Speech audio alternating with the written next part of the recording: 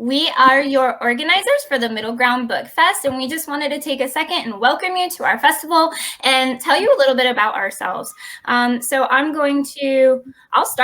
I'm Lorien Lawrence. I am the spooky author of the Fright Watch series, which comes out on August 18th, which is really soon. The first book is called The Stitchers, and it's kind of like Goosebumps meets Stranger Things. Tanya?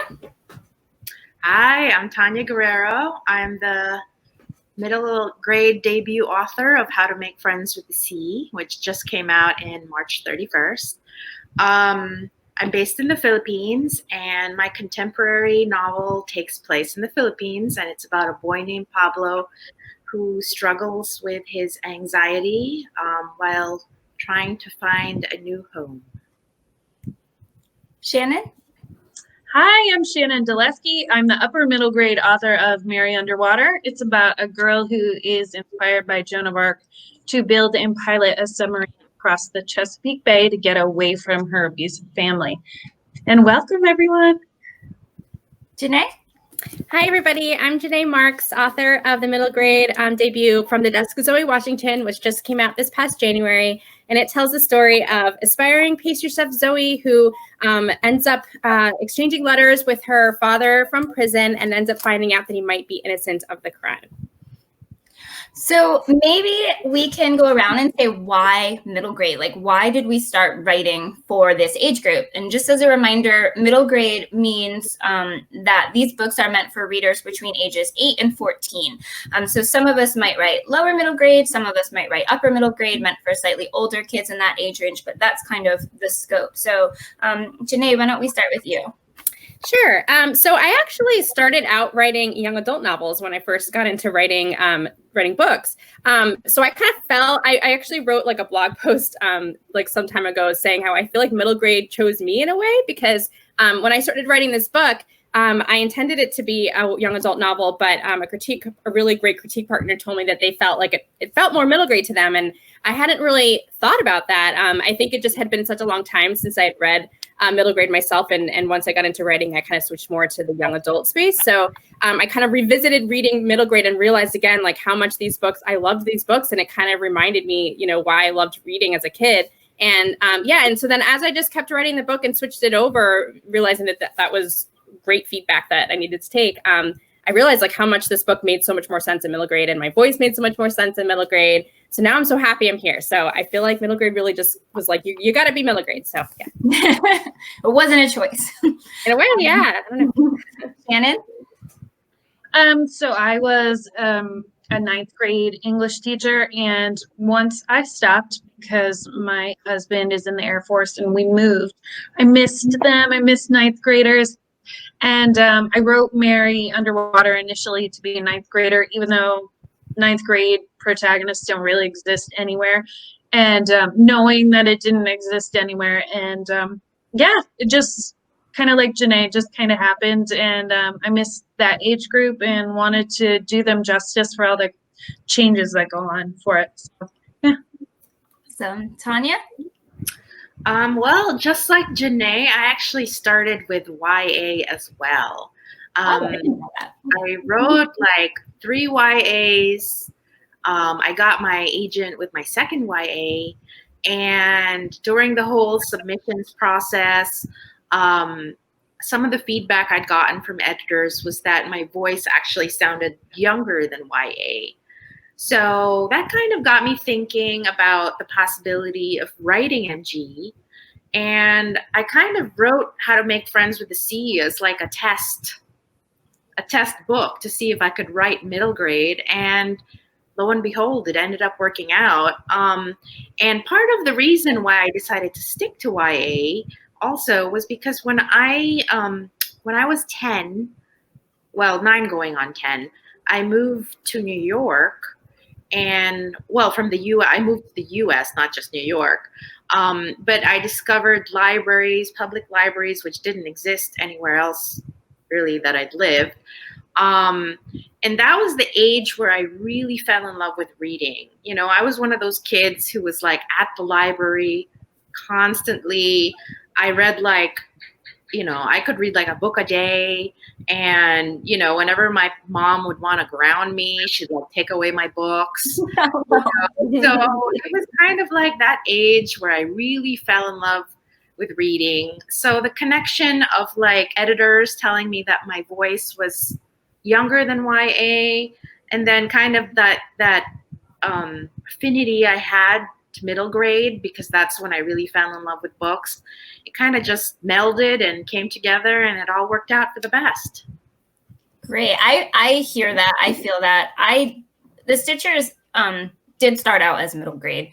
But I think the same thing about that you were saying, Tanya, about finding books at that age and just wanting to devour everything. I definitely relate to that. I always loved to read as soon as I learned how to read, but I feel like between, starting around age 8, 10 is when I started to pick my own books, not just books that teachers were giving me or that my parents were like thinking I'd like. And that's when I started to get into the more supernatural, spooky stuff. And I kind of started to feel more connected to the worlds. And I feel like I became a better writer when I actually committed to middle grade, instead of trying to write all these, adult things that I was playing at for a while. I also teach middle school, and I have a soft spot for this age group for sure. So why this festival? What does this? I want to talk about what this festival means to us, and I'm going to start with Shannon Doleski, because this was her idea. All of this was her idea. So yeah, Shannon. Thanks. So I just sometimes I just say things on Twitter, and this kind of started from that. I was thinking all these virtual opportunities had started for everyone. But we did keep hearing people who already had established connections in the industry, and it was really hard for debuts to get our names out there. And I just tweeted on a Friday night, which I didn't think anyone would like acknowledge. I said, hey, what if we did a middle grade debut festival? And we were already kind of organized in that we had a Facebook group full of middle grade debuts. We had about, at that time, like 50.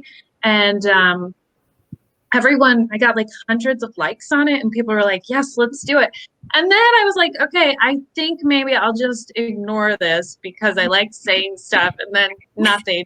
But then Lorien was like the next morning, like, what if we did this? What if we did this? And she was so interested in it that I was like, okay, maybe we could do this. And so then I kind of spread that idea out to the 4 of us who are in a group chat together, and asked everyone if they wanted to be on board. And I'm glad they have them. You guys have them. We're glad that you had, this is like the Babysitters Club with Shannon's great idea. That's so true. Yeah. Yes. I'm bossy Christy. Yeah. No. I like the Babysitters Club. I love it. Janae? I think so many things about this mean a lot to me. I feel like, for one, like Shannon was saying, this is 2020. We're all 2020 debuts here, and all of us, this is a tough year to debut in. Like, we're all just struggling. There's so many things going on in the world with COVID. We have no ability to go to bookstores. So just with online events happening, it just felt like, it would be so great if like we could all be part of them, because like there's just so many. I just felt so bad. I think in the group, we were all seeing so many people saying how disappointed they were that they weren't going to be able to have the launch that they wanted, or get to have the bookstore and panel events that they had hoped that they'd get to have. So I think, for one, I'm just so excited that we were able to like put together a space to help our fellow debuts. And, and obviously, like, we have brought on other authors too. So it's kind of gotten even bigger than what we even imagined, like it's not even only debuts anymore, which, and I feel like I'm also so excited that we were able to make it so diverse that was like one of our number one priorities. And I feel like we've really done a good job of making sure that every panel has a wide range of voices and perspectives. And I hope that as people are watching these panel videos, that they feel like this is, a very like positive community here. I feel like middle grade's always been such a positive community. So, and then like on a personal level, I just feel like it was just so great to work with the 3 of you, and just feel like, I don't know, just like it was such a bright spot to the year, so I'm like kind of be sad when it's all over and what are we going to do now? So, Yeah. So, and then of course, like, I'm so excited to connect, like, that young readers will get a chance to watch all these authors and get to know their books and start the conversation. Yeah, this is super fun doing this with you guys, I have to say. Tanya, anything you want to add? Yeah. I'm one of the few handful of non-US authors in our debut group. So for me, opportunities were already like super slim pickings because, I'm not going to pay $2,000 for a round trip ticket every single, event that comes up. So for me, it was already like super limiting. And then when the whole pandemic happened, and everything moved online, you'd think it would be easy to get into all these virtual fests, but because everything had moved online, in a way, we were all kind of like, I don't want to say fighting because that's a negative word, but we were all. There's competition still, I guess, because there's only so many panels and so many slots to fill, and there's so many debuts, so it's hard. It really is. Yeah. There's only so many slots available, so naturally, like the bigger named authors will get a lot of those slots over debut authors. So as somebody who's not in the U.S., who already had a limited amount of things I could do, and then all of a sudden the virtual things kind of started disappearing, it became an opportunity to kind of not only put myself out there, but to also uplift our community, concentrate on middle grade, which hasn't really been done before, and just, do something positive for our fellow debuts, for recent debuts, for marginalized authors, for authors from smaller presses, people that might not necessarily be getting the choice spots in other fests. So I think, we were able to kind of put together a really great group of established, well-known authors, debut authors, smaller press authors, marginalized authors. So there's a lot going on, and I'm super, super duper proud that, we were able to do it. I'm really excited and proud too. And while we couldn't accept everybody's application, we tried to make sure that, as Janae was saying, that we had a diverse, range of voices and identities showcased. And we just want to give some love to the in-betweeners. I mean, middle grade, as a middle school teacher, I see it all the time. Those years are so important, and they're years you remember, but they're kind of cast away and cast to the side and not really recognized. And young adult is very adult, especially lately, I feel like. And, younger books, they don't want to carry around because they feel like they're babyish. And so middle grade is having a real moment. It's really flourishing, and there's amazing books out there. I tell my students all the time how lucky they are. And I have a lot of teacher friends who are always saying, what are some new books right now? Like, what is the next, book that my kids are going to be dying to get their hands on? So hopefully these panels will help teachers as well find new voices to share with their students, because so often, I could speak for myself, but you kind of get in a rut. You only have so much money to buy in classroom libraries. And so you buy the books that everybody's talking about. But if they're only talking about this new book, then everybody just gets, I'm not going to call out a book, but it's blue. Everyone gets the same book with that same bright blue cover in their classroom, where there's so many amazing stories out there to share. I also want to just shout out, I don't know if it was Lorien that came up with the idea, but the whole idea of having our extra little educational videos too. I can't remember whose idea that was. Was it your idea, Lorien? I can't remember. But anyway, yeah, just because I feel like that's also just something else that we're hoping will, really help teachers and kids this year, upcoming school year, especially if remote learning continues. I just feel like I'm happy that we put out this new, I don't know, I feel like the festivals don't always have that extra content. So I'm happy that we came up with this extra thing. And teachers are always we're always looking for, things, especially now, that we can share with our students. So we do have educators and librarians on our panels as well. We have a panel with industry professionals. What am I missing, guys? Who else do we have? Kid readers. We have kid readers. We have a young moderator too. We do. So that's Clyde the coyote. Oh yeah, we have an animal moderator. We have a coyote. Yes. Yeah. So don't call him a puppet. He is a coyote. And so hopefully you guys will find these, to be fun. Any final thoughts, guys? We're so excited. I hope everyone, I feel like some of these panels and some of these clips are going to change people's lives. And I can't wait for our viewers to see that. Yeah, I'm just really proud of our fellow debuts too, because we've gotten the chance, as of the day that we're recording this, to watch some of these panels. And it's just so exciting to see these new voices. And they have so many really wonderful, things to say about children's lit and like things going on in the world and just, the reasons why they wrote their books. And I just feel like it's so exciting to be amongst all these authors. And it is also exciting to have the teachers and librarians also joining us.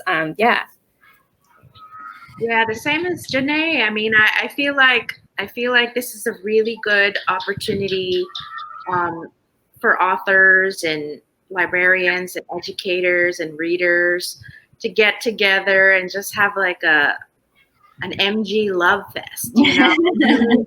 We all love MG, and it's having a really great moment. So we just want to, give it the spotlight that it deserves with this fest.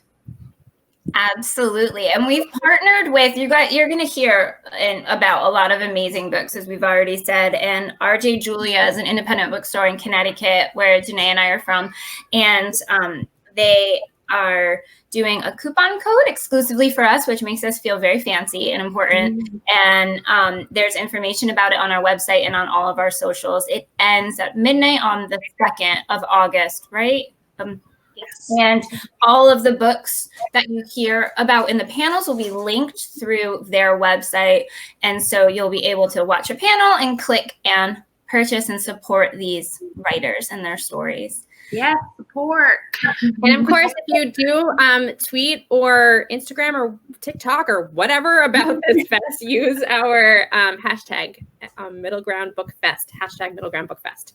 So we can hopefully, that weekend that you guys are watching this, keep the conversation going and then beyond. Because I know our hope is that kids will get to watch these videos too throughout the school year. And educators and librarians and all that. Everybody should watch. All right. Well, we look forward to your feedback and to you guys joining us on August 1st and 2nd. So with that, bye. Bye. Thank you. Bye. Bye.